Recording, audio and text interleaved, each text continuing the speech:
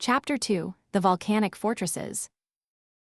To comprehend the history of modern warfare, one must first accept a blunt, uncomfortable, and fiercely deterministic truth.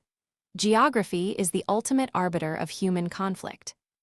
Long after the political maps are drawn and the grand, sweeping strategies are articulated by men in distant, insulated capitals, the physical terrain remains to cast its deciding vote. In the aftermath of the Cold War, a dangerous hubris infected the strategic planners of the West. They believed that globalization, geoeconomics, and technological supremacy had rendered the physical Earth obsolete, ushering in the so-called end of history. Yet, as the geopolitical realist Robert D. Kaplan masterfully articulates in his thesis on the revenge of geography, the Earth is never merely a passive theater upon which the drama of war unfolds. The Earth is an active, unforgiving, and relentless combatant. In the realm of military strategy, ignoring the dictates of geology is a fatal conceit. To understand the genesis of modern subterranean warfare, a grueling, three-dimensional tactical nightmare that continues to confound the world's most advanced militaries, we must cast our gaze backward to the Pacific theater of the Second World War. We must analyze how a technologically inferior Japanese force weaponized the very geology of three islands, Iwo Jima, Peleliu, and Okinawa, to inflict catastrophic, paralyzing attrition against the overwhelming, seemingly insurmountable air and naval superiority of the United States. To understand the subterranean warfare of the Pacific, one must first understand the mind of Lieutenant General Tadamichi Kurabayashi, a visionary commander who embraced the unforgiving realism of his geographic reality. Kurabayashi was a man who had studied in the United States as a military attaché in the 1920s. He had seen the roaring factories, the endless steel mills, and the terrifying industrial capacity of his future enemy. He knew, with absolute certainty, that fighting a conventional war of maneuver, defending the beaches at the water's edge, or relying on the spirited yet fundamentally suicidal doctrine of the Banzai Charge was a recipe for rapid annihilation. Sent to defend Iwo Jima, an isolated, 8-square-mile chop-shaped island situated roughly 660 miles south of Tokyo, Kurabayashi recognized that his only viable strategy was to maximize enemy attrition. He intended to make the Americans pay for every yard of volcanic soil with an ocean of blood, hoping the sheer cost of the island-hopping campaign would force Washington to reconsider an invasion of the Japanese home islands. He strictly banned the traditional Banzai Charge and instead ordered his 18,000 men to dig. Iwo Jima, whose name literally translates to Sulphur Island, was a geological nightmare for an invading force, but a profound asset for a defender willing to endure hell. Dominated by the flat-topped caldera of Mount Suribachi at its southern tip, the island was composed primarily of volcanic tuff and deep, fine-grained volcanic ash. This loose, unstable surface material made the simple act of digging a conventional infantry foxhole almost impossible for the attacking Marines, as the sides would instantly cave in. However, beneath the surface, this same volcanic geology allowed the Japanese defenders to carve out a staggering subterranean fortress. Expanding upon ancient, rudimentary sulfur mining tunnels, Kurabayashi's engineers constructed over 11 miles of interconnected underground tunnels, bunkers, and heavy artillery pillboxes. This was an astonishing feat of subterranean engineering, achieved under torturous, almost unimaginable conditions. The geothermal reality of the island meant that the men digging these tunnels were subjected to ambient underground temperatures ranging from 86 to 122 degrees Fahrenheit. The work was accompanied by the constant release of noxious sulfurous fumes that forced the laborers to wear gas masks in the stifling heat, necessitating work shifts that were often limited to a brief, agonizing 5 minutes before the men had to be relieved. Yet they built an impregnable city beneath the rock, complete with its own ventilation systems and hidden gun positions. When the United States unleashed its reconnaissance strike complex, beginning with a massive 70-day aerial bombardment from B-24 heavy bombers and culminating in 3 days of relentless naval shelling from offshore battleships, the explosive yields essentially rearranged the volcanic sand on the surface. The deep subterranean network, insulated by millions of tons of volcanic rock, remained virtually untouched.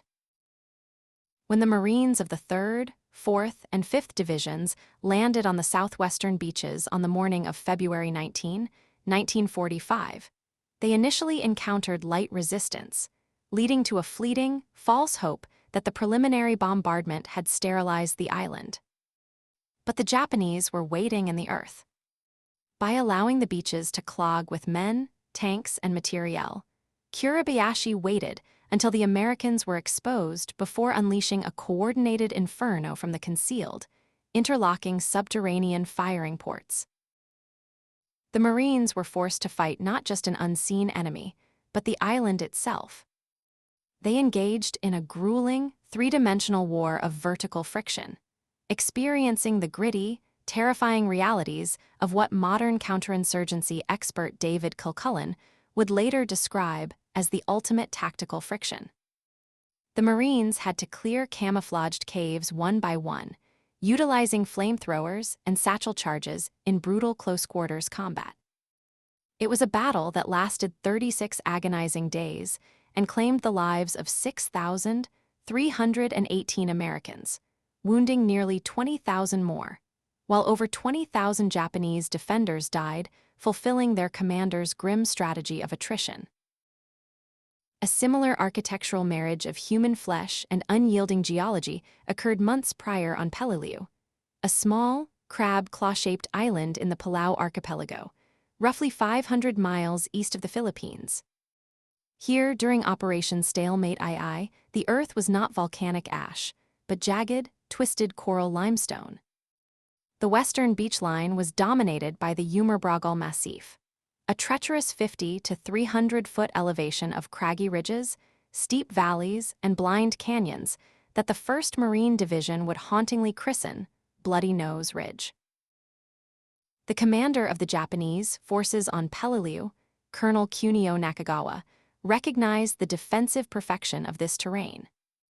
He utilized the island's 500 naturally formed solution caves, carved out over millennia by the channelized movement of underground water, which his engineers enhanced into an interlocked, honeycomb system of defense in depth.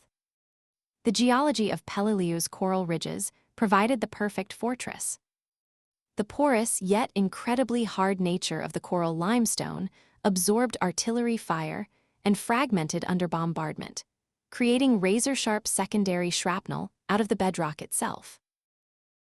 As the Marines, led by legendary figures like Chesty Puller, pushed into the Umerbragal pocket, they found their movement violently constrained by the narrow defiles between the ridges. They were subjected to enfilading machine gun fire from multiple, mutually supporting cave positions located above, below, and behind them. Nakagawa, like Kurabayashi, abandoned the wasteful banzai charges.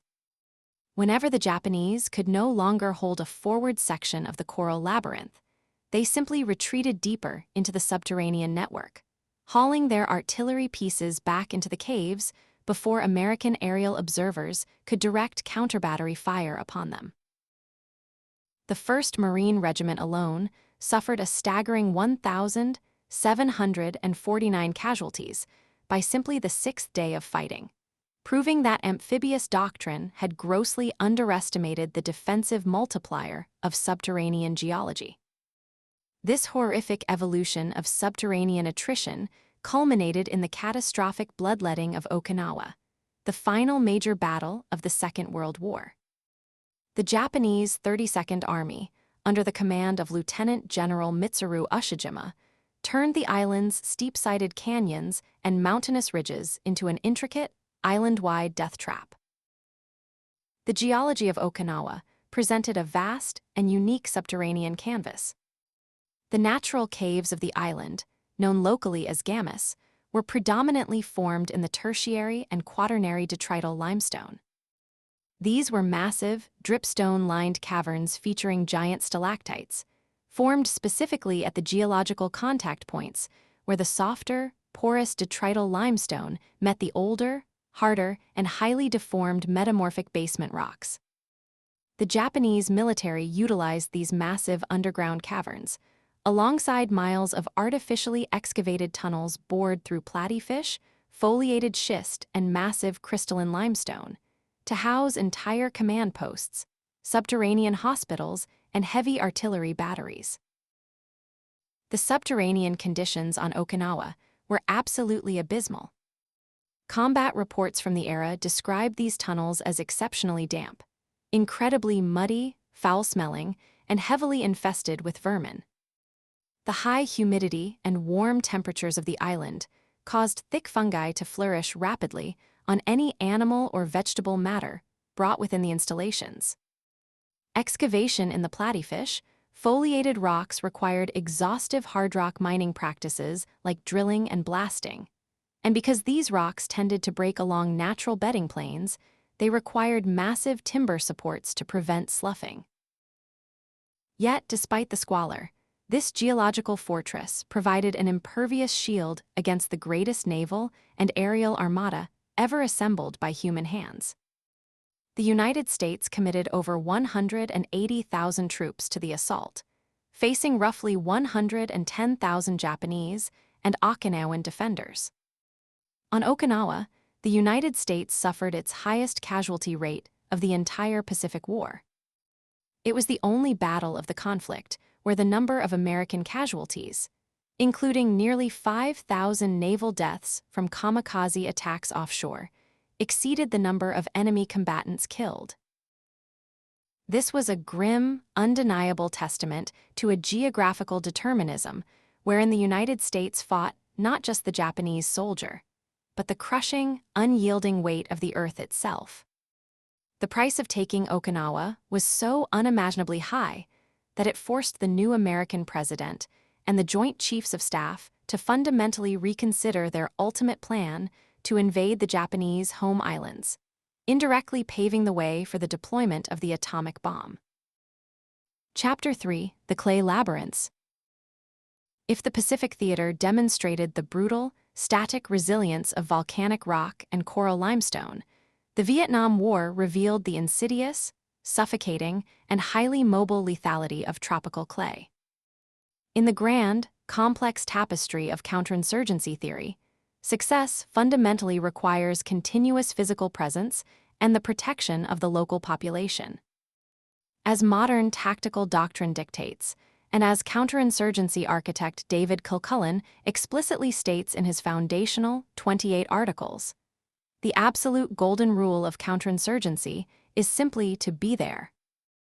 You must outgovern the insurgent, build trusted networks, and become the preeminent expert on your district.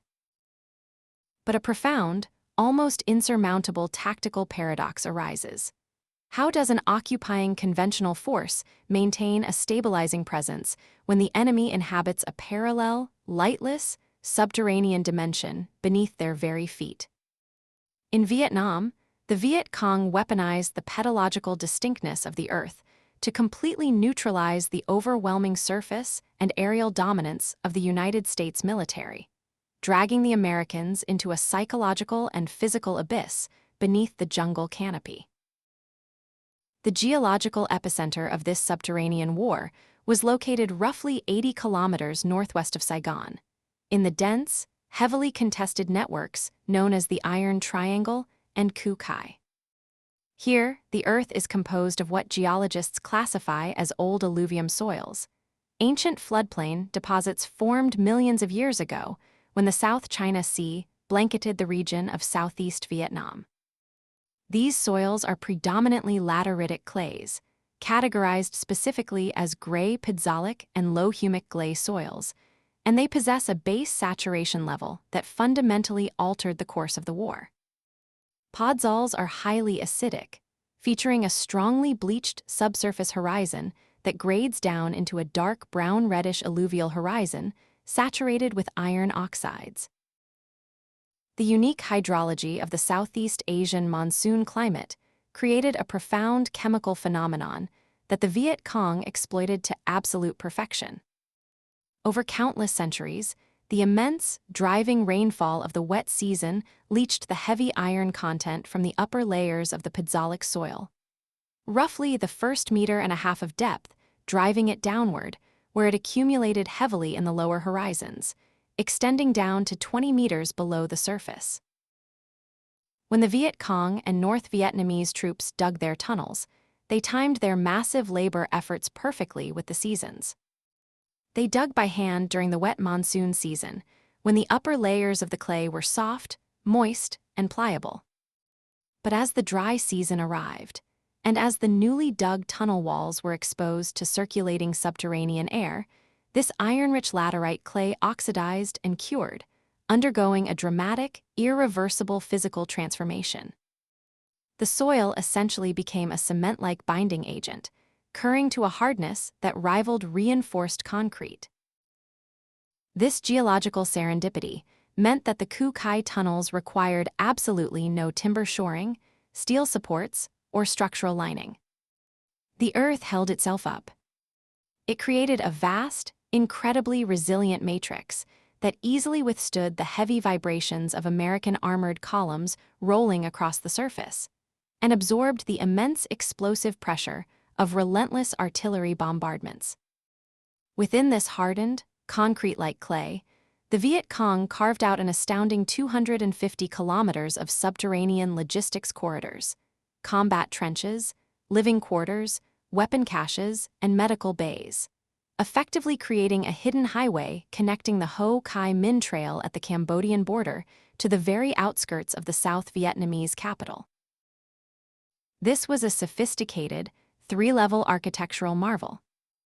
It allowed the guerrillas to materialize seemingly out of thin air from the jungle floor to launch devastating ambushes, only to vanish instantly into camouflaged entrances hidden under termite mounds and intricate root systems before American close air support or heavy artillery could be brought to bear. The subterranean environment necessitated the creation of an entirely new, highly specialized breed of American warrior to counter it: the famous tunnel rats. The 25th Infantry Division, who originally called them tunnel runners, and the Australian Army, who referred to them as ferrets, deployed these small, lightly armed volunteers to infiltrate these lightless, suffocating arteries of clay. The tactical friction of counterinsurgency, which Kilcullen describes as fighting an unseen enemy, killing your people by ones and twos, was magnified 1,000-fold in the absolute darkness. The psychological toll of navigating these tunnels was staggering, pushing men to the very brink of human endurance. The environment was a literal sensory deprivation chamber, laced with acute, localized terror. The tunnel rats operated alone or in pairs, armed with nothing more than a flashlight, a standard-issue sidearm, and a combat knife, crawling for hours through passages so excruciatingly tight that they frequently had to dislocate their own shoulders just to reverse direction. Every single bend in the clay corridor held the absolute promise of death. The Viet Cong engineered the tunnels with excruciating, calculating lethality. They installed trapdoors that dropped invaders into deep pits lined with feces-coated punji stakes. They rigged tripwires connected to high-explosive grenades. And they designed blind corners that served as fatal choke points for guerrillas waiting in silent ambush.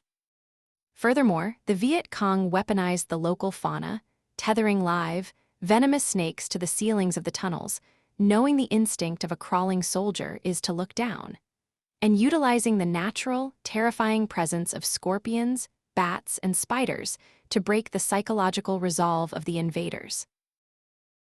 When combat did inevitably occur in these highly confined spaces, the concussive blast wave of a fired weapon or a detonated cratering charge would reverberate endlessly through the hardened clay channels, rupturing eardrums, destroying equilibrium, and causing massive internal trauma.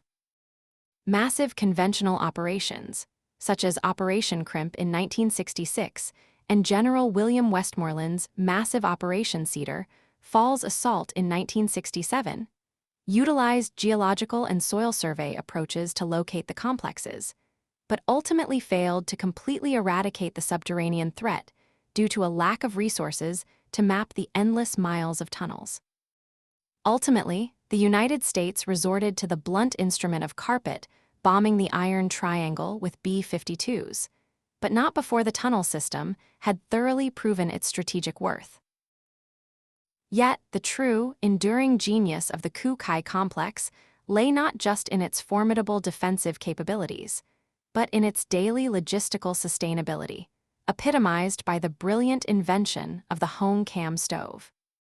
A massive vulnerability of any subterranean force is the absolute necessity to cook food and boil water without betraying their exact location via surface smoke.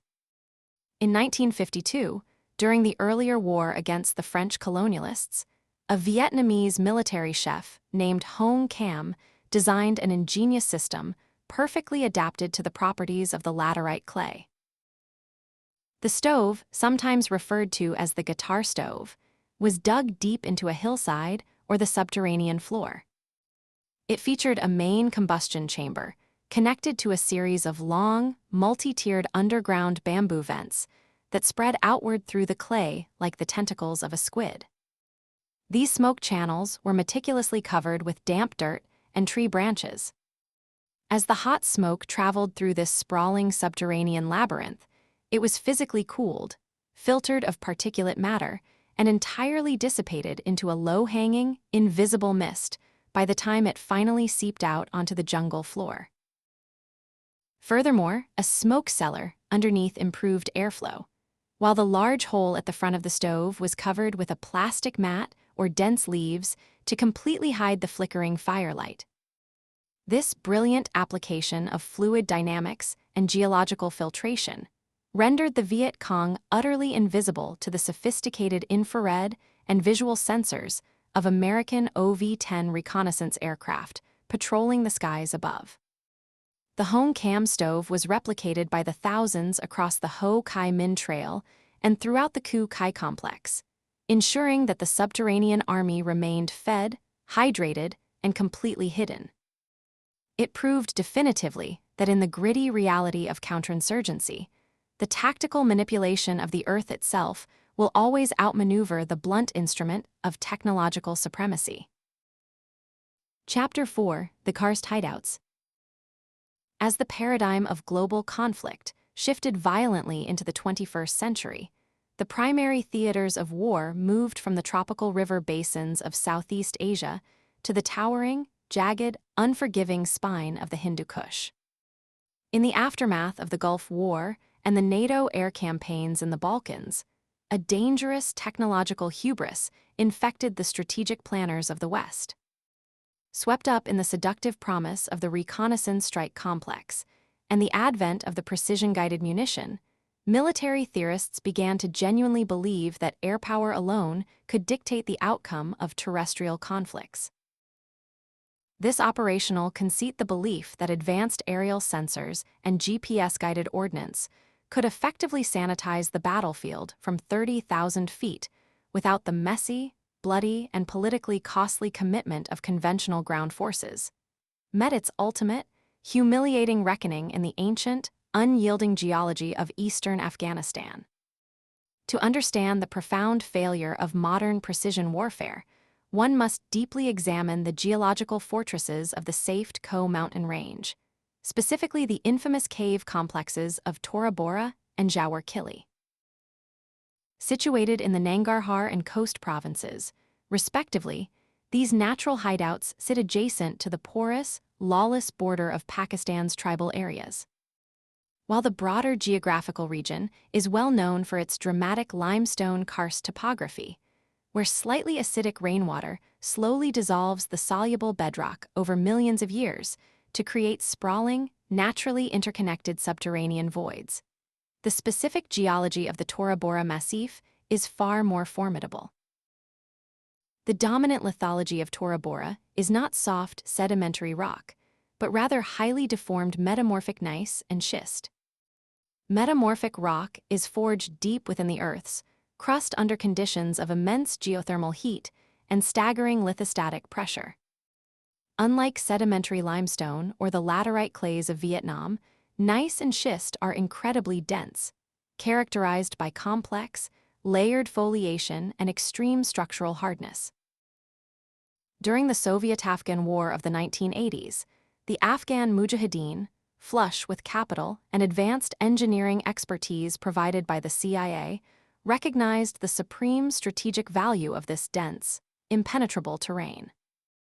Taking the natural caverns that had been carved out by ancient underground streams, the insurgents utilized hard rock mining techniques, pneumatic drills, and heavy industrial explosives to hollow out the living mountain. They expanded these natural fissures into sprawling, multi-tiered logistical bases that defied conventional attack. At Jaworkili, for instance, which served as the Al-Badr training camp, the complex contained at least 60 buildings and over 70 distinct tunnels carved directly into the rock face. These tunnels, some extending up to 10 meters deep and 4 meters wide, were fortified with thick brick walls, fitted with heavy iron doors painted in bright colors, and fully wired with internal electrical grids powered by deep subterranean generators. When the United States launched Operation Enduring Freedom in the winter of 2001, the primary objective was to destroy al-Qaeda and capture Osama bin Laden, who had retreated into the freezing, high-altitude sanctuary of Tora Bora following the fall of the Taliban. The American strategy relied heavily on local Afghan proxy militias on the ground, supported by an unprecedented, awe-inspiring armada of aerial firepower. It was a doctrine built entirely on the assumption that the mountain could be broken from the sky. During the Battle of Tora Bora, which raged from November 30 to December 17, the U.S. Air Force unleashed a torrent of precision-guided munitions. The skies rained laser-guided bombs, massive unguided explosives, and joint direct attack munitions, directing them with pinpoint accuracy into the mouths of the cave entrances and across the ridgelines. However, the immutable laws of physics and the brutal reality of geology cannot be overridden by microchips, satellite guidance, or sheer explosive tonnage. The military deployed specialized deep penetration weapons, commonly known as bunker busters, to crack the mountain open. These included the 2,000-pound BLU-109, the massive 5,000-pound BLU-113, and eventually the advanced BLU-122. These kinetic weapons were meticulously engineered to destroy hardened underground targets. They were designed with incredibly thick casings made of specialized forged steel, such as Eglin steel or the later M steel, intended to penetrate up to 20 feet of 5,000 psi reinforced concrete before a delayed action tail, fuse, detonated the massive high-explosive payload deep inside the bunker. But a military bunker made of reinforced concrete is a uniform, homogeneous, man-made material. A mountain composed of metamorphic gneiss and schist is absolutely not. The Earth is not a static target. It is a chaotic, infinitely layered matrix of varying densities, unpredictable fracture zones, and immense, crushing static pressure. When a precision-guided bunker buster drops from the sky and strikes the side of a mountain, its sheer kinetic energy must physically displace the rock to achieve penetration. The incredible compressive strength and the static pressure of the deep bedrock at Tora Bora rapidly stripped the kinetic energy from the falling bombs. The impacts either crushed the advanced steel casings upon contact, violently deflected the munitions along hidden foliation planes in the schist, or caused premature detonations that barely scratched the true subterranean infrastructure. Military intelligence later revealed that while the surface of the mountain was rendered into a scorched, cratered moonscape, the deep bunkers, protected by millions of tons of primordial rock, remained largely intact and structurally sound. Furthermore, the rugged, highly fractured topography rendered modern detection technologies completely useless. Advanced ground-penetrating radar, microgravity sensors, and electrical resistivity techniques could not reliably penetrate the deep, iron-rich schist, while the extreme, jagged variations in elevation constantly scrambled the sensitive data required to map the voids below. The enemy was cloaked and shielded by the mountain itself. In the dark, twisting corridors of Tora Bora and the brick-lined tunnels of Jawar-Kili, the insurgents survived the heaviest, most technologically advanced aerial bombardment in human history. By utilizing the natural and enhanced architecture of the metamorphic rock, Osama bin Laden and hundreds of hardened al-Qaeda fighters simply waited out the deafening firestorm, eventually slipping, undetected, through the snow-choked passes into the safety of Pakistan.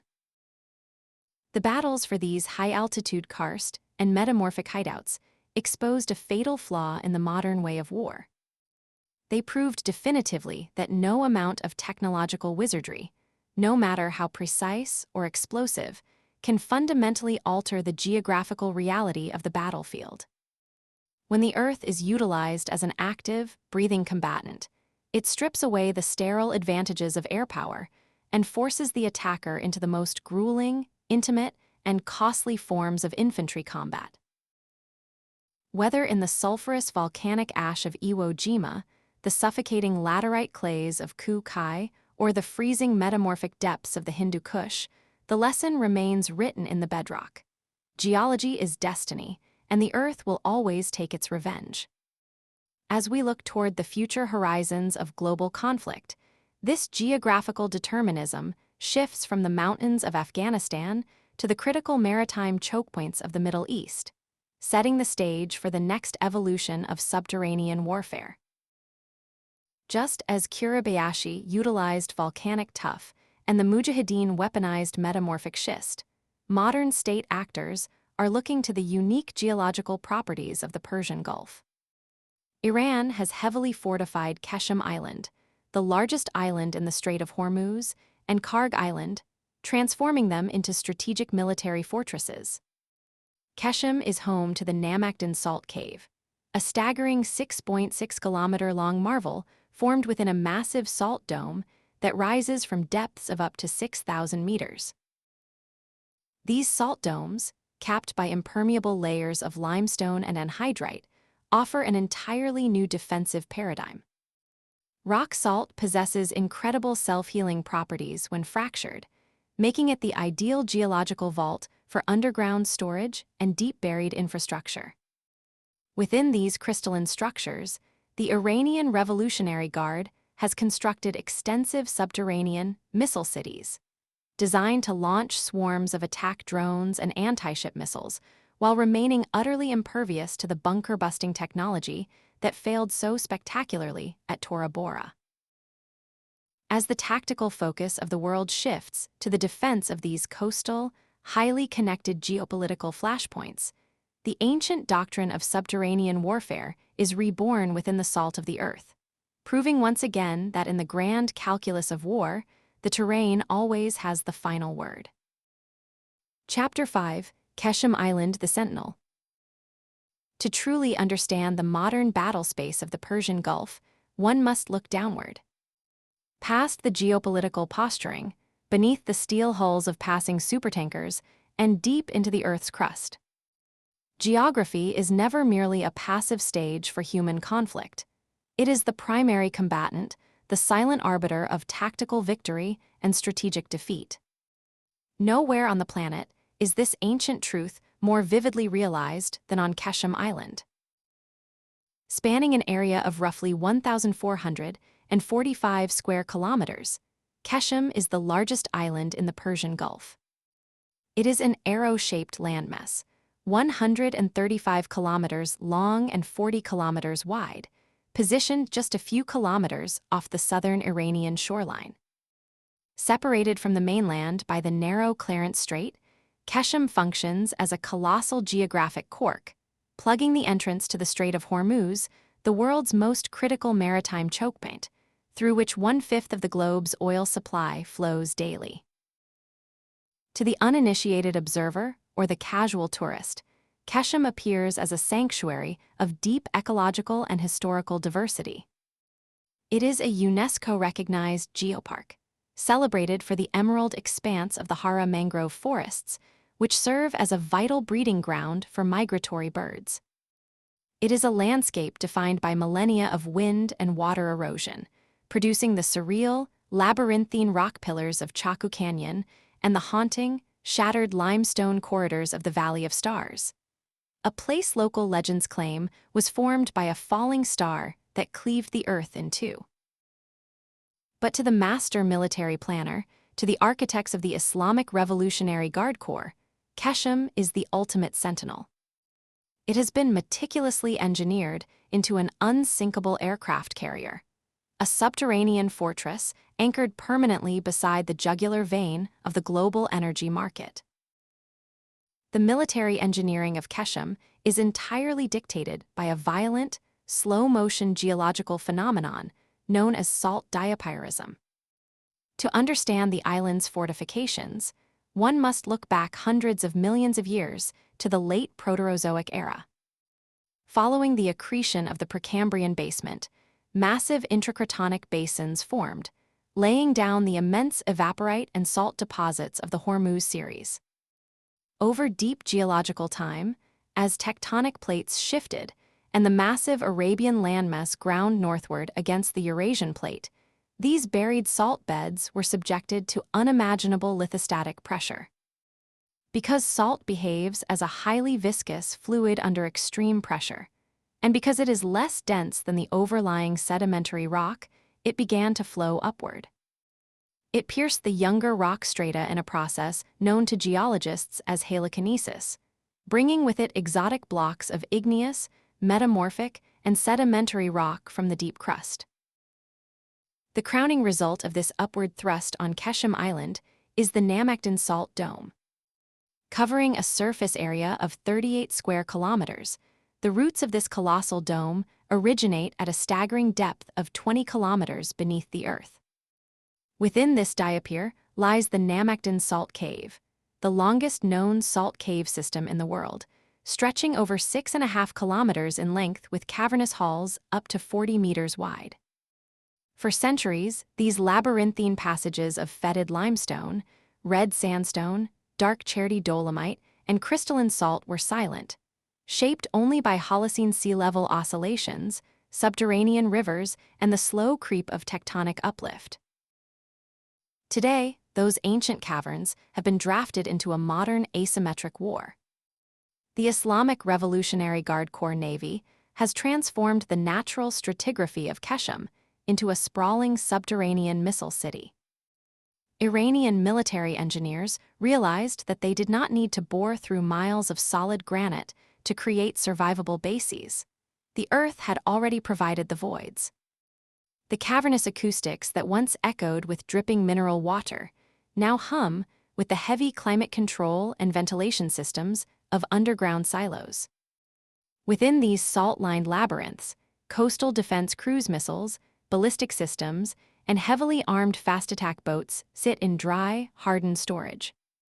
By utilizing the natural geology of the island, Iran has effectively masked the thermal, acoustic, and electromagnetic signatures of its weaponry from the persistent gaze of orbital surveillance and signal intelligence. The Earth itself provides an impenetrable shield against penetrating munitions. The militarization of Keshem, however, has had profound and violent implications for the human terrain. The island is home to nearly 149,000 residents, predominantly Sunni Muslims who speak a unique Bandari dialect. For generations, their cultural rhythms have been deeply tied to the sea, calibrated by ancient traditions such as the Nowruz Sayadi or Fisherman's New Year, a sacred time when all fishing ceases to honor the ocean's regenerative cycles. But the gravitational pull of global geopolitics has brutally disrupted this isolation. As the island transitioned from a free trade and tourist paradise into a frontline military fortress, its people found themselves living squarely at the intersection of natural beauty and high-explosive attrition. This volatile reality ignited in the early spring of 2026. On March 7, exactly 1 week into the widening U.S.-Israel war on Iran, the attritional nature of the conflict arrived on Kesham's shores. United States airstrikes deliberately targeted a critical desalination plant on the island, a grim counter-infrastructure tactic designed to apply immense pressure on the Iranian state. The strike instantly severed the freshwater supply to 30 surrounding villages, turning the daily lives of the residents upside down and bringing the grim realities of siege warfare to the civilian populace. Tehran immediately branded the strike a flagrant crime against civilians and activated the island's subterranean architecture. Utilizing the concealed launch portals hidden among the salt domes and limestone canyons, the Revolutionary Guard launched a swift, coordinated retaliatory barrage of ballistic missiles against United States forces stationed at the Juf Air Base in Bahrain. This exchange perfectly illustrated the gritty, tactical reality of holding Kesham. An adversary can strike the surface infrastructure, burning the desalination plants, cratering the coastal highways, and shattering the tourist pavilions. But the true offensive capability remains buried deep in the rock, virtually untouched. Kesham's sheer size and geographical placement allow it to physically dominate the entrance to the Persian Gulf. From the heights of the Namakdan Dome and the depths of its salt caves, Iranian forces can project overlapping arcs of fire across both the Clarence Strait and the Strait of Hormuz. They have integrated anti-ship ballistic missiles, autonomous naval drones, and heavily armed speedboats into a geographic kill web that no conventional fleet can easily dismantle. The Portuguese, the British, and the Dutch empires all recognized the strategic value of this island centuries ago. They built their masonry forts and garrisoned their troops upon these shores, only to see their imperial ambitions fade and their walls crumble into the sea. The modern Iranian strategy is fundamentally different. It does not build upon the island, it operates within it. Kesham proves that in modern asymmetric warfare, the earth itself can be engineered into a weapon. And so long as the salt domes stand, the sentinel of the strait remains armed, silent, and watching. Chapter 6: Karg Island, the Beating Heart. If Kesham is the fortified sentinel guarding the outer gates of the Persian Gulf, Karg Island is the beating heart of the Iranian state. Situated roughly 34 miles northwest of the port of Bushehr, Karg is a minuscule outcrop of uplifted coral limestone, covering a mere 22 square kilometers. To look at it on a map, it is an insignificant speck of rock in the vast, scorching waters of the northern Gulf. Yet this tiny landmass is the vital economic lifeline of an entire nation. Surrounded by exceptionally deep waters that permit the simultaneous docking of up to 10 massive supertankers, Karg processes an astounding 90% of Iran's crude oil exports, moving roughly 7 million barrels of oil a day into the global market.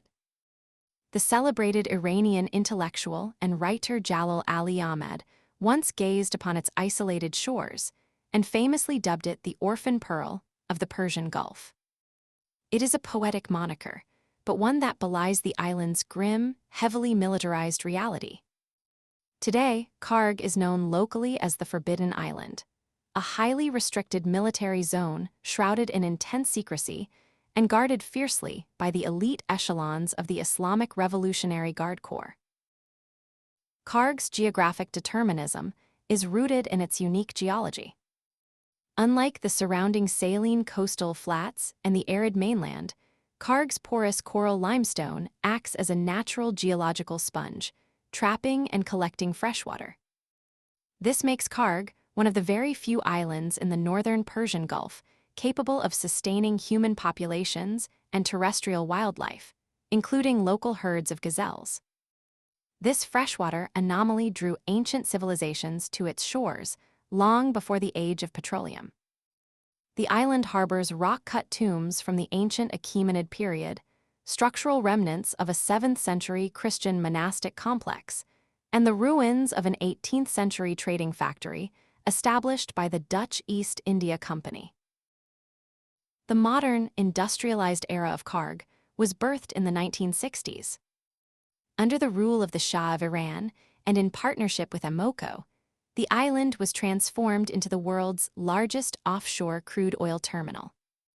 A massive feat of engineering dragged submarine pipelines across the sea floor, pumping light and heavy crude from the mainland's Zagros foothills directly into Karg's massive tank farms. Oil flows through a series of 30-inch to 52-inch submarine pipelines.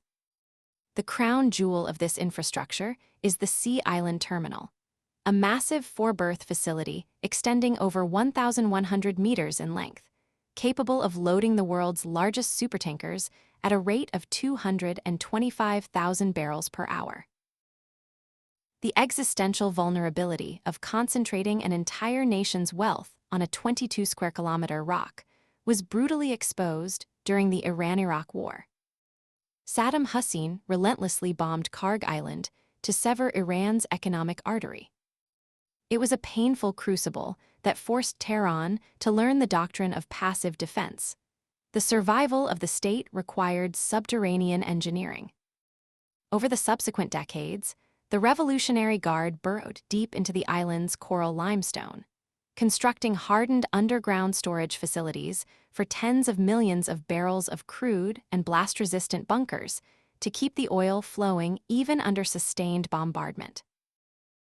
This doctrine was put to the ultimate test on March 13, 2026, during Operation Epic Fury. While the United States deliberately spared the oil infrastructure for global economic stability, it struck 90 distinct military targets, obliterating surface-level naval mine storage and missile bunkers. This essentially prepared the battlefield for an amphibious assault. Tactically, seizing the island is a textbook operation for a Marine Expeditionary Unit, involving MV-22 Ospreys and F-35B stealth fighters. However, seizing Karg is not the true problem. Holding it is the strategic impossibility.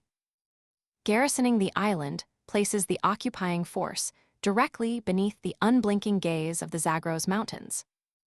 Iran has heavily reinforced the island with surface-to-air missiles and tracks movements in real time using first-person view kamikaze drones. To hold the island against mainland artillery and ballistic missiles, the United States would need to maintain an impossibly vulnerable 350-mile logistical lifeline. By deeply embedding both its economy and its defense infrastructure into the rock, Iran has engineered a paradox. Karg Island is completely exposed, yet practically untouchable. It remains the beating heart of Iran, pumping crude oil and asymmetric deterrence in equal measure, held hostage by the very global economy it helps to sustain. Chapter 7: The SW Coastline, a Fortress in Depth. Beyond the Sentinel Islands, the Iranian mainland rises from the waters of the Persian Gulf like a staggered, insurmountable wall of stone. This is the Zagros Fold and Thrust Belt, a colossal orogenic system running 1,800 kilometers from eastern Turkey all the way to the Makran area. Forged in the Neogene period by the violent, ongoing collision between the Arabian and Eurasian tectonic plates, a convergence that still pushes the Arabian plate northward at a rate of 3 centimeters per year. The Zagros Mountains are characterized by a spectacular series of parallel folding structures.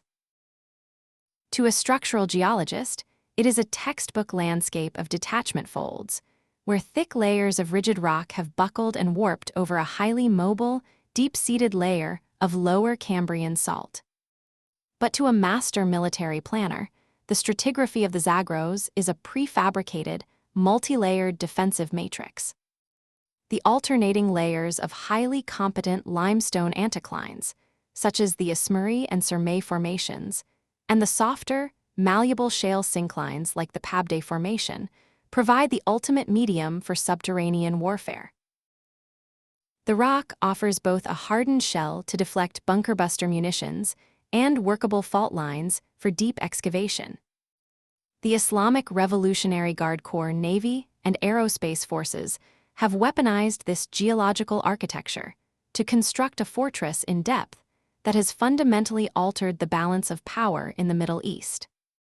Across the southwestern coastline, in the shadowed valleys and arid peaks near Bandar Abbas, Azalea, and Shiraz, the Earth has been systematically hollowed out to form massive, interconnected underground missile cities. Satellite imagery and intelligence assessments reveal that innocuous mountainsides mask astonishing logistical arteries.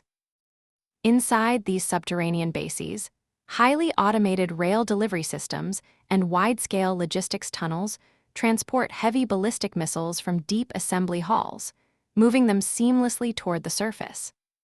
Heavy blast doors, engineered to withstand immense overpressure and direct kinetic strikes, slide open just long enough for a transporter-erector launcher to position itself, fire its payload, and retreat back into the mountain before enemy counter-battery radar or orbital assets can fix its position.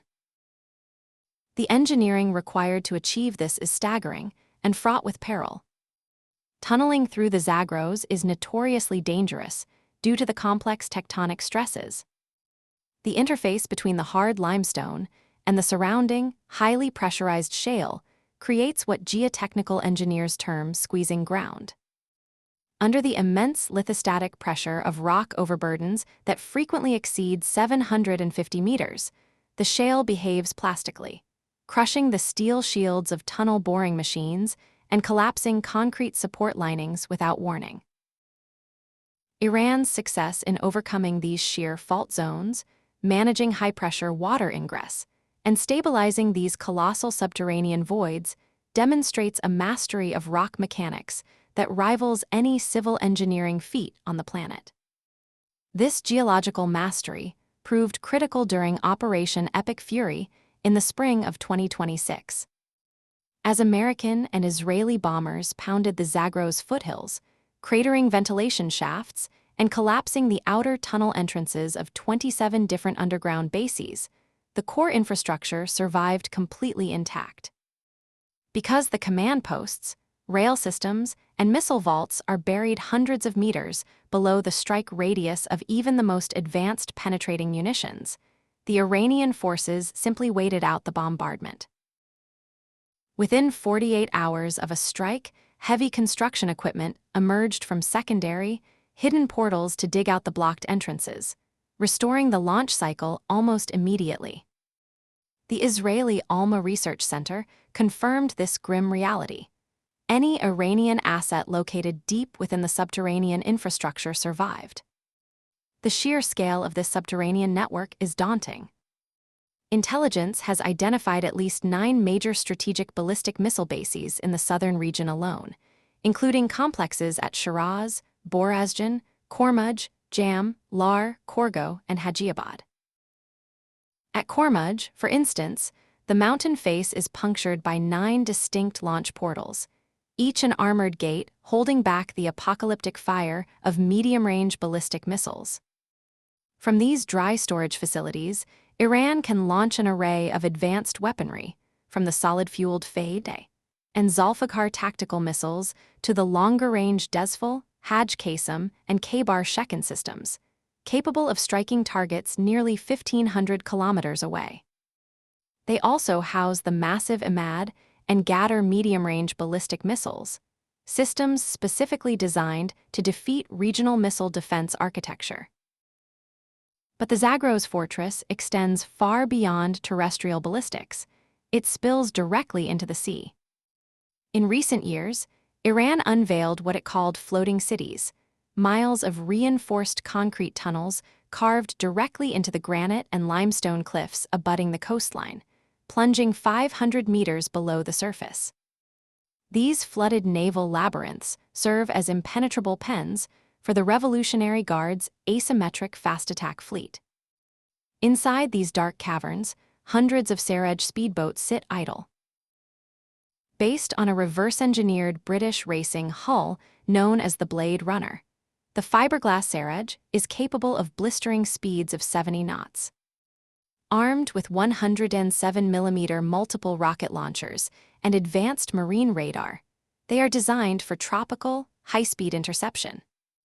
When the order is given, massive underwater exit gates groan open, and the boats deploy from beneath the surface, executing massive swarm attacks designed to overwhelm the radar and point defense systems of billion-dollar destroyers through sheer speed and volume of fire. This aquatic subterranean network also houses the IRGC Navy's newest crown jewel, the Qatar 380 naval cruise missile. Unveiled in early 2025, this missile boasts a range of over 1,000 kilometers and is equipped with highly advanced anti-jamming seekers and diversity radar. Hidden deep within the coastal rock, these missiles can be launched from underwater platforms or mobile coastal batteries that shoot and scoot back into the mountain's embrace in a matter of minutes. Furthermore, Iran possesses vast arsenals of naval suicide drones, unmanned surface vehicles, and smart sea mines, all protected within the environmental controls of the caverns, ready to choke the narrow transit lanes of the Strait of Hormuz at a moment's notice. The southwestern coastline of Iran represents a total fusion of spatial determinism and counterinsurgency doctrine, scaled up to state-level warfare. The Revolutionary Guard has long accepted its conventional inferiority in the skies and on the open ocean against Western powers. In response, they have chosen to fight from within the earth, adopting a strategy of deterrence by punishment. By weaving their early warning radars, their anti-ship batteries, and their asymmetric swarm fleets into the very tectonic fabric of the Zagros Mountains, they have created a decentralized, highly survivable kill chain. It is a brutal, gritty manifestation of defense in depth, where every layer of competent limestone, every flowing salt diapier, and every flooded sea cave operates as a single, breathing organism of war. In this theater, defeating the enemy means defeating the geology itself. And as the strikes of 2026 have proven, the mountain absorbs the kinetic energy of the enemy, rendering conventional air supremacy utterly moot. The Earth remains the ultimate fortress. Chapter 8: Engineering the Abyss. Geography is the ultimate, unforgiving arbiter of human conflict. Long before the first political boundaries were drawn across the deserts of the Middle East, the tectonic architecture of the Earth was already dictating the strategic realities of the 21st century. To comprehend the modern military posture of the Islamic Republic of Iran, one must look past the rhetoric and study the rock. The Zagros Mountains, stretching for over 1,500 kilometers from eastern Turkey through to the Gulf of Oman, represent one of the most formidable natural fortresses on the planet. This massive, crumpled spine of stone was forged over millions of years by the violent, grinding collision of the Arabian and Eurasian tectonic plates. As the Arabian plate pushed relentlessly northward, the Earth's crust shortened, folding thick layers of marine sedimentary rock into a spectacular topographic display of upward-arching anticlines and downward-curving synclines. Over millennia, persistent erosion stripped away the softer mudstones and siltstones, leaving behind a jagged, impenetrable labyrinth of mechanically competent limestone and dolomite. It is within this dense, layered carbonate rock, a geological shield highly adept at dispersing kinetic shockwaves and resisting deep fracturing, that Iran has engineered its ultimate strategic deterrent. Recognizing decades ago that their conventional air forces and surface fleets were completely overmatched by the technological supremacy of the United States and its regional allies, Iranian strategists embraced a profound doctrine of subterranean preservation. They initiated a massive, generation-spanning campaign to hollow out the Zagros and Alborz mountain ranges. Leading this charge was Khatem al-Anbiya, the sprawling engineering and construction conglomerate of the Islamic Revolutionary Guard Corps. operating heavy tunnel boring machines that consumed upward of 1 million liters of water per day. Khatam al-Anbiya waged a quiet war against the Earth itself.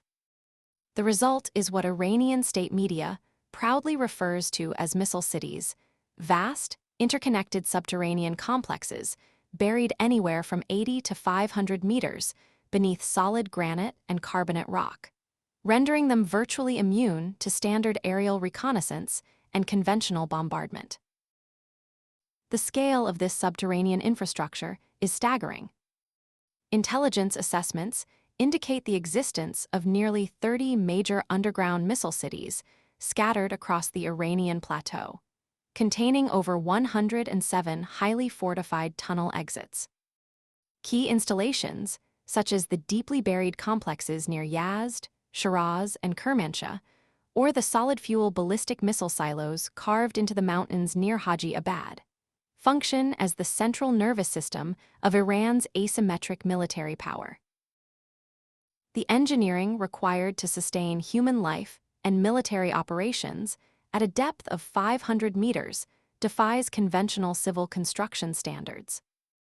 These facilities are not mere caves scraped out of the dirt.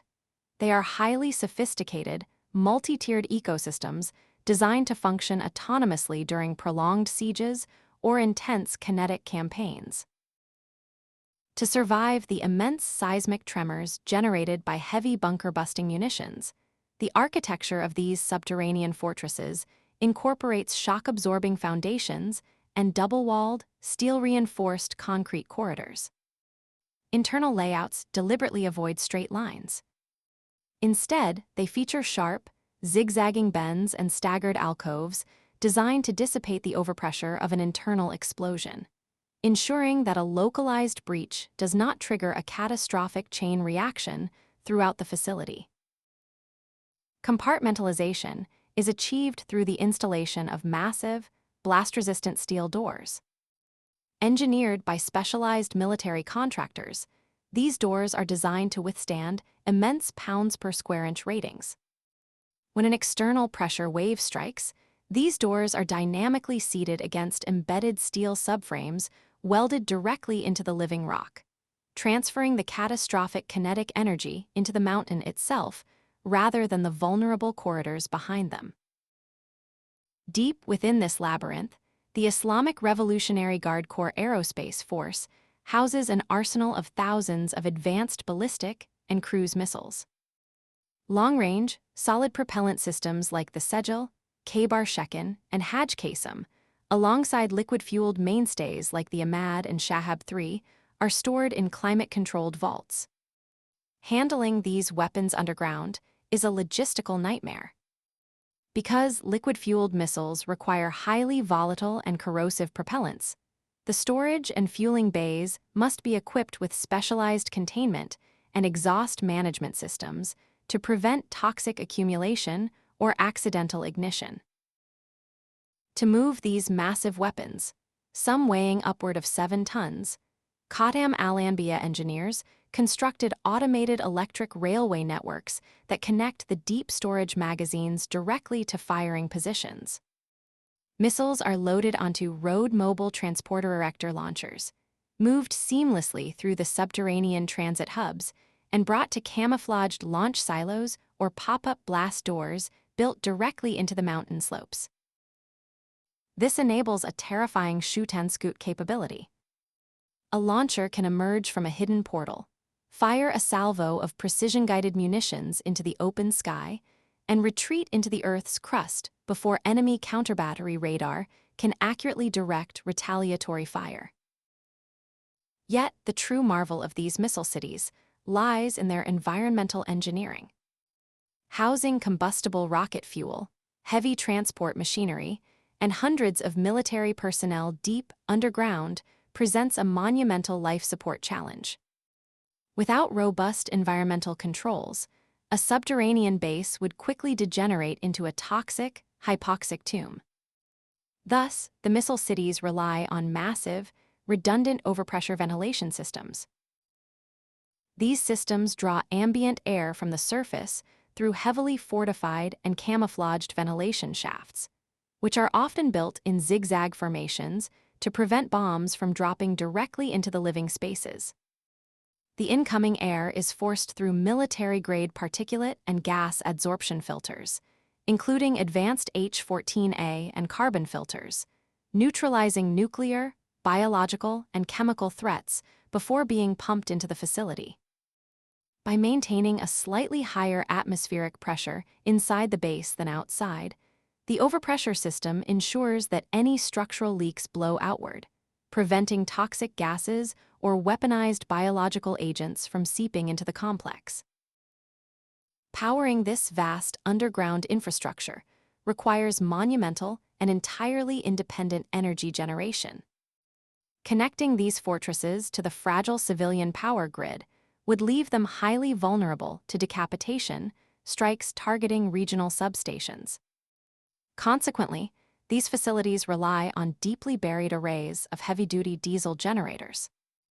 The operation of these generators, however, creates a distinct vulnerability: heat and noise.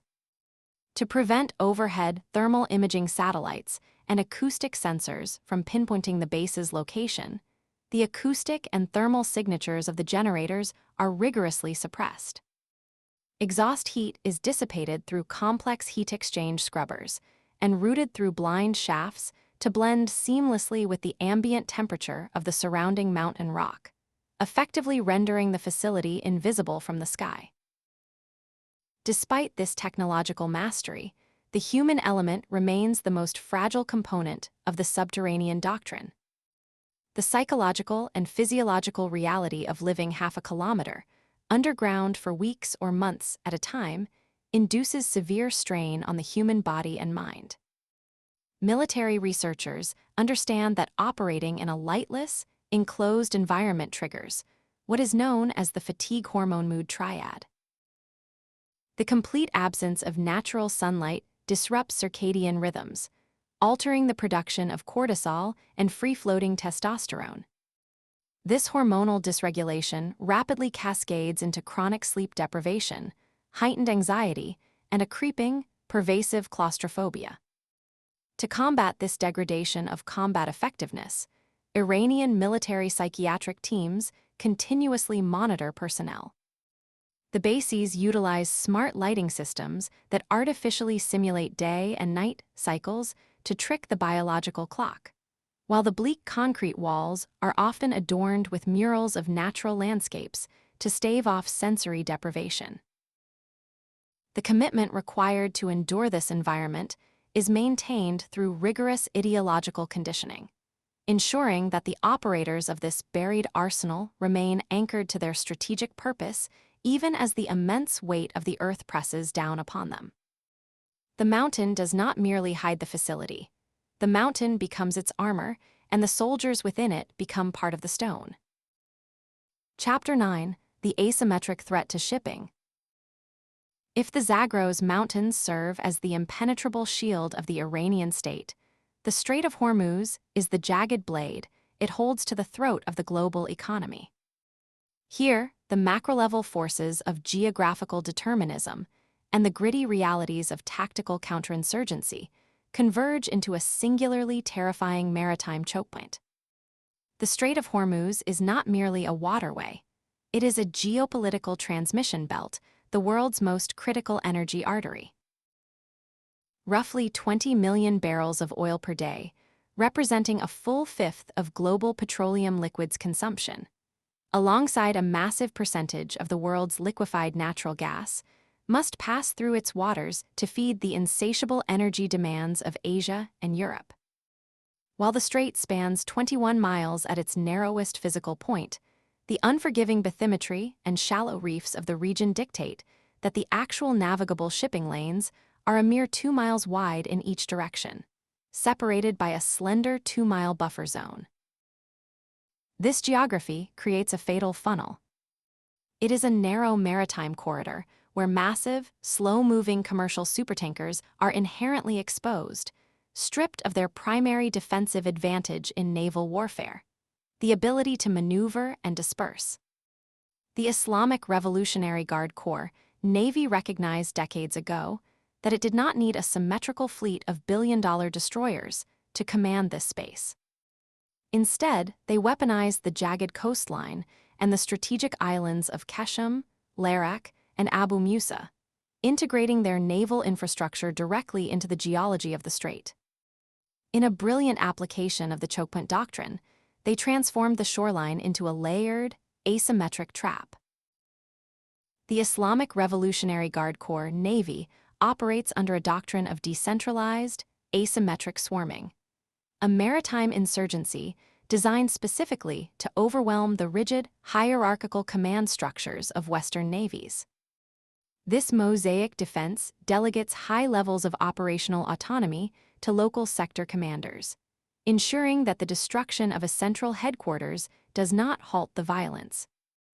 Their primary instruments of power are thousands of cheap, highly maneuverable fast inshore attack craft, unmanned autonomous drone boats, and advanced sea mines. Much like their aerospace counterparts, the Naval Guard has hidden its assets deep within coastal cave systems and artificially expanded subterranean bunkers overlooking the strait. When the order is given to contest the waterway, the coastal mountains themselves seem to open. Imagine the tactical scenario as it plays out on the dark waters of the Persian Gulf.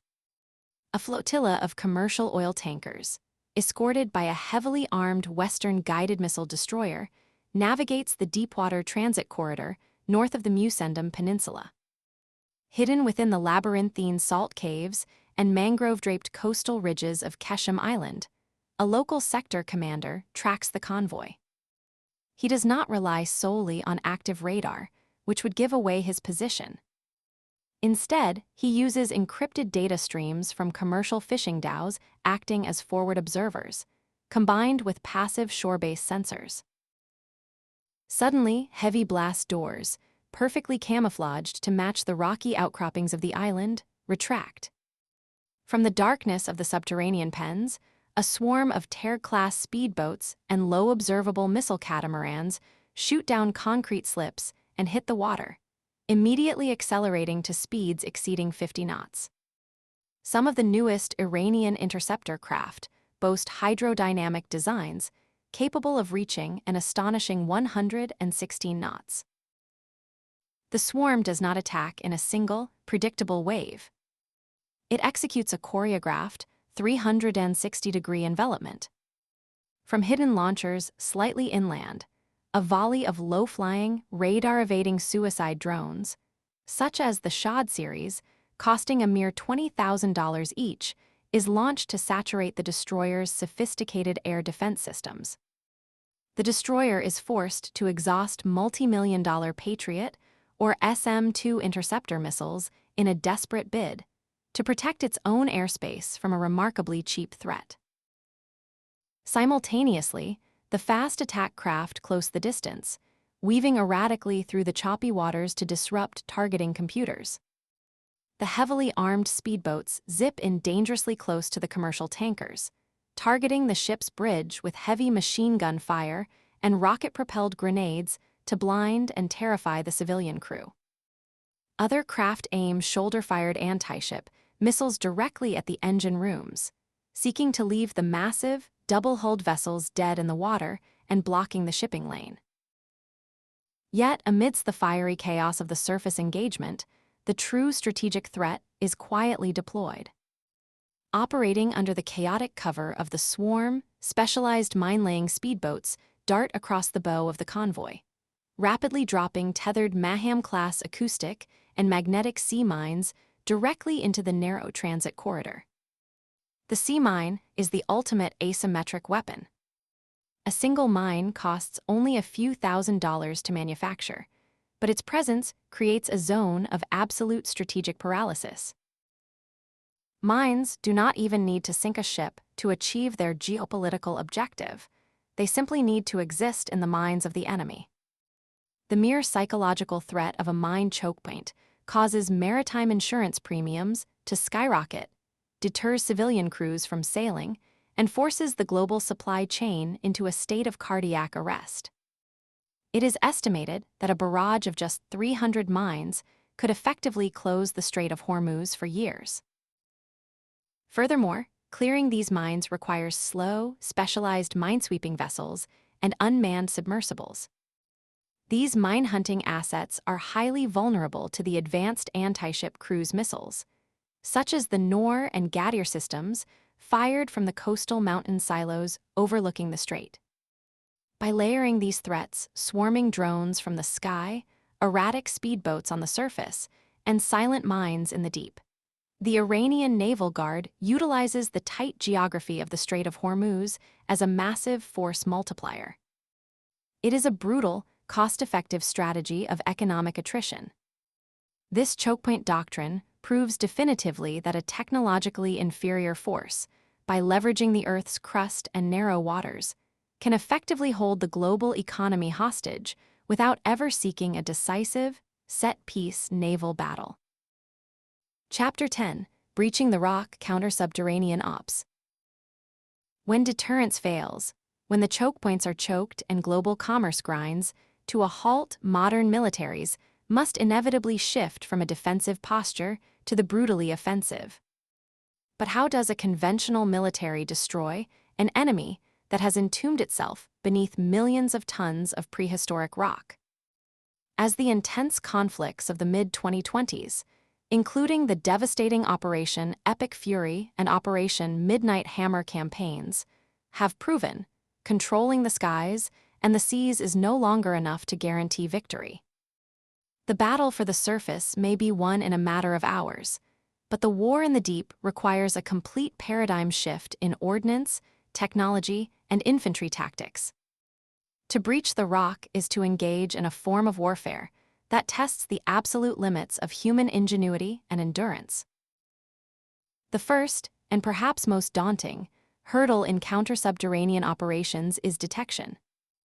You cannot strike what you cannot see. Traditional intelligence gathering relies on thermal imaging, signal intercepts, and high-resolution satellite photography to spot the subtle signatures of an underground facility. Camouflaged ventilation shafts, fresh excavation dirt, or the faint heat blooms of buried diesel generators. Ground-penetrating radar is frequently utilized to image subsurface structures, but it is severely limited by the laws of physics. While ground-penetrating radar is highly effective for finding shallow tactical tunnels or buried explosives just a few meters down, it becomes entirely useless against facilities buried hundreds of meters deep, especially within the electrically conductive or mineral-rich mountain strata typical of the Zagros Range. To pierce this impenetrable veil of stone, defense agencies have turned to the subatomic realm, pioneering the experimental use of muon tomography. Muons are high-energy, heavy subatomic particles naturally created when cosmic rays strike the Earth's upper atmosphere, raining down upon the surface at a rate of roughly 10,000 per square meter every minute. Unlike traditional X-rays or microwave radar, muons possess enough mass and energy to travel completely through kilometers of solid rock. By deploying highly sensitive muon detectors around a suspected mountain base, military scientists can measure the Coulomb scattering and attenuation of these cosmic particles as they pass through the Earth. Because muons travel differently through dense solid rock than they do through empty air, analyzing their altered trajectories allows attackers to reverse-engineer precise, three-dimensional maps of hidden subterranean voids. Through programs like DARPA's Muons for Science and Security, this technology enables modern militaries to identify exact tunnel layouts, command centers, and missile bays buried deep in the abyss. Once the target is mapped with subatomic precision, the burden of destruction falls to the heavy armor of the sky.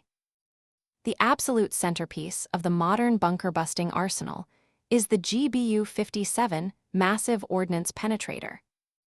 Carried exclusively by advanced stealth bombers such as the B-2 Spirit and the forthcoming B-21 Raider, the massive ordnance penetrator is a monstrous 30,000-pound kinetic weapon. Measuring 20.5 feet in length, it consists of a specialized, high-density steel alloy casing packed with over 5,000 pounds of advanced AFX-757 and PBXN-114 high explosives.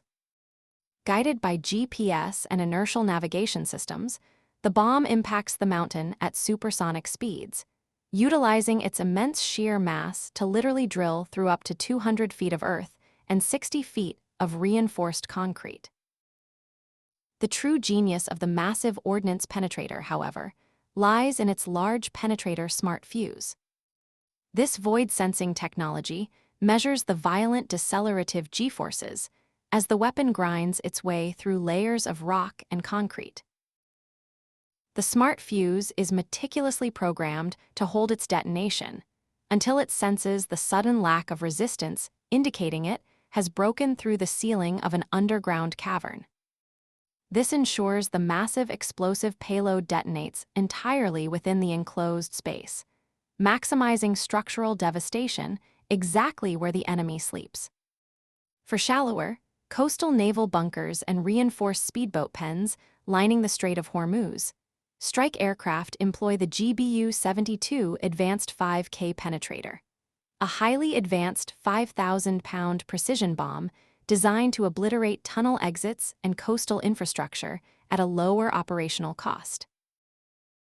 Yet, despite the terrifying power of these weapons, airstrikes alone cannot permanently neutralize a determined subterranean adversary. Missiles can collapse entrances, crater ventilation shafts, and entomb launch pads, but the enemy is resilient. Underground combat engineering teams, utilizing heavy loaders and excavators stored within the facility, work relentlessly to dig out the rubble and restore access within 48 hours of a strike. Therefore, to definitively secure, exploit, and neutralize a sprawling underground complex, the military must eventually send the infantry into the dark. Tunnel warfare is universally considered the most terrifying, exhausting, and physically demanding form of modern combat.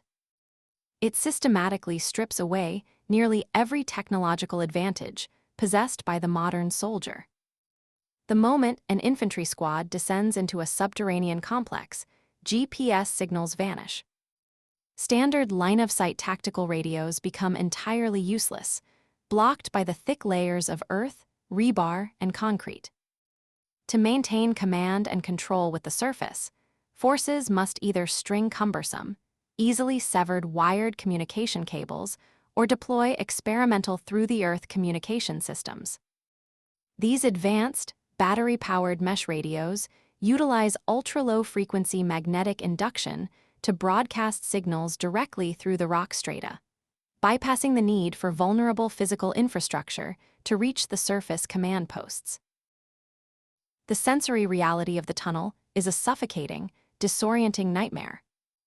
It is a world of absolute, pitch-black darkness, where advanced night vision goggles and thermal optics are frequently rendered useless by the lack of ambient light and the thick, choking dust kicked up by preceding explosions.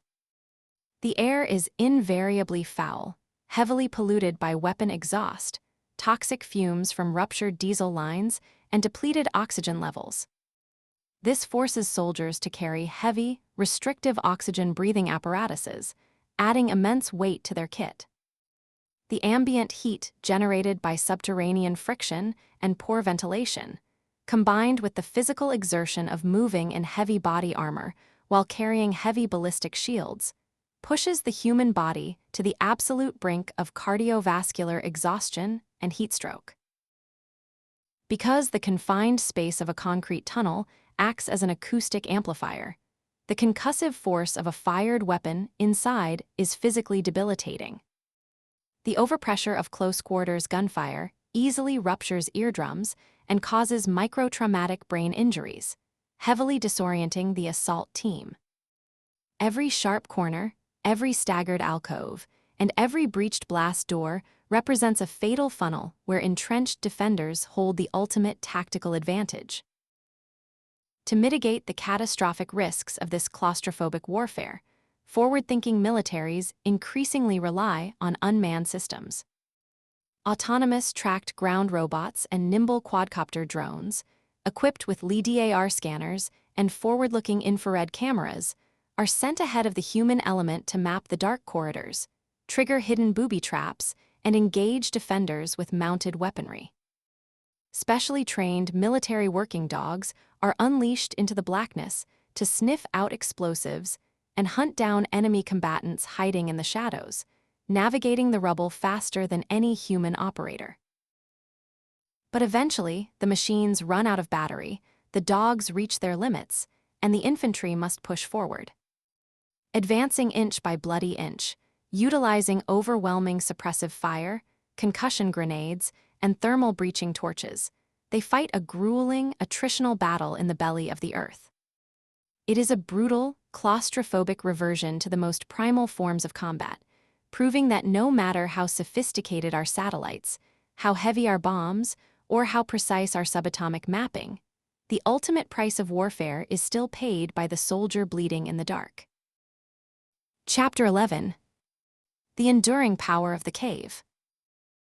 There is a profound and dangerous arrogance inherent in the modern view of warfare. We look at the digitized displays of our command centers, we watch the silent, predatory orbit of satellites moving across the thermosphere, and we listen to the supersonic tier of stealth bombers traversing the sky, and we convince ourselves that we have mastered the Earth. We believe that because we can see the surface of the globe in high definition, we somehow control it. But the history of human conflict tells a different, much darker story. It tells us that the sky is a realm of illusion, a place of fleeting dominance. True, enduring power, the kind of power that breaks armies and grinds empires to a halt, resides where it always has. It resides in the dirt. It resides in the rock. Throughout this journey, we have traced the bloodlines of subterranean warfare. We have seen how the fundamental nature of the Earth's crust has served as the great equalizer, neutralizing the most terrifying technological superiority ever fielded by man. We walked through the suffocating heat of the Pacific Theater, where Imperial Japanese forces, stripped of their naval and air support, retreated into the volcanic ash and coral of Peleliu and Iwo Jima. There, beneath the relentless bombardment of American battleships and heavy bombers, they survived.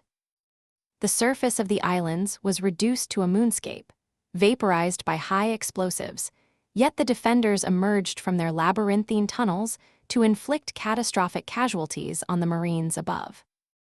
The rock absorbed the shockwaves. The caves mocked the artillery. We followed that same grim logic into the jungles of Vietnam. In the laterite clay of Cu Kai, the Viet Cong built an invisible empire beneath the feet of American infantry. The B-52 arc light strikes, capable of flattening entire grid squares, merely rearranged the topsoil. Below, in the dark, an agrarian insurgent force lived, planned, and fought, rendering the overwhelming firepower of a superpower effectively blind. And we saw this ancient tactic, perfected in the jagged, towering peaks of the Hindu Kush.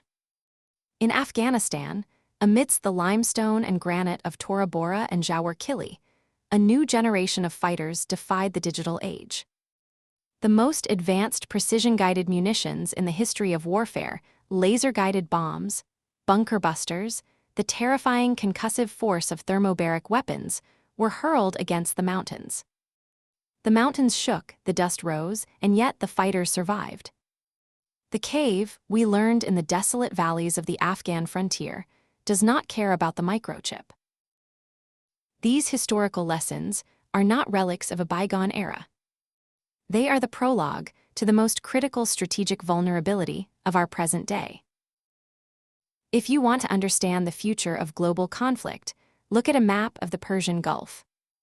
Let your eyes trace the jagged, mountainous coastline of southern Iran as it bleeds down into the waters of the Strait of Hormuz.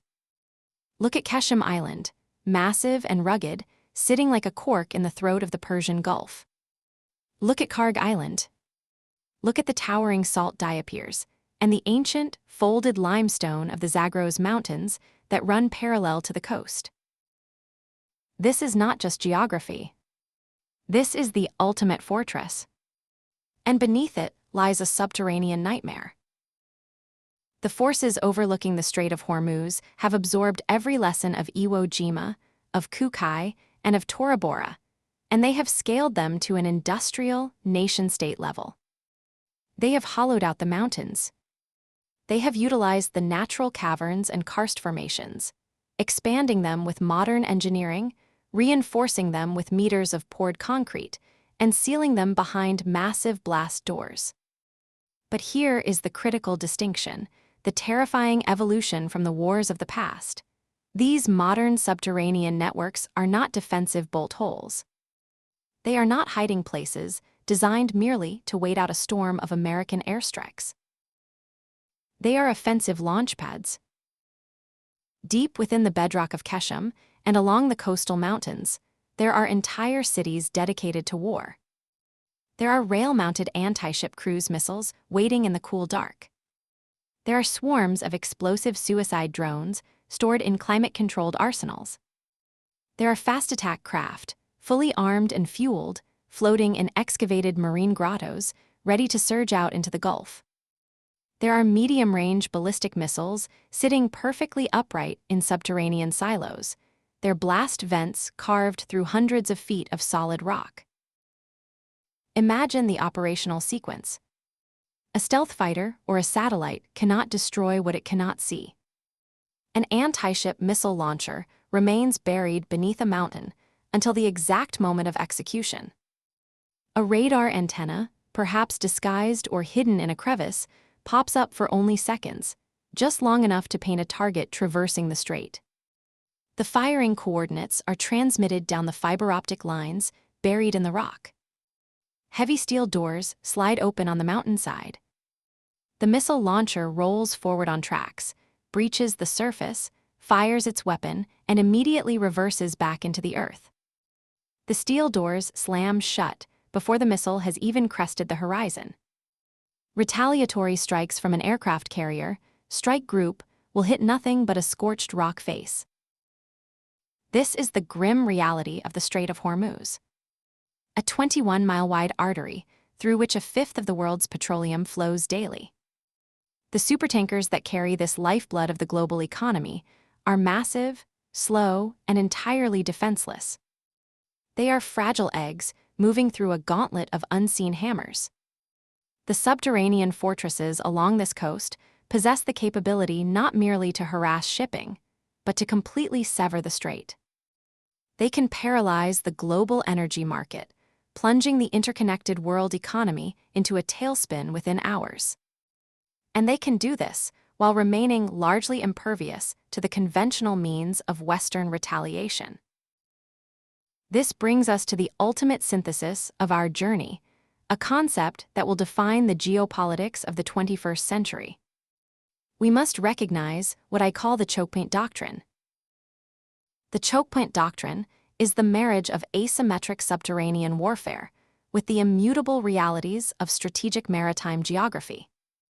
It is the weaponization of the Earth's crust to hold the global commons hostage. It dictates that an adversary does not need to build a blue water navy to match a superpower. They do not need to field a fleet of fifth-generation fighter jets. They only need to find the narrowest, most vital arteries of global commerce and dig into the immovable rock beside them.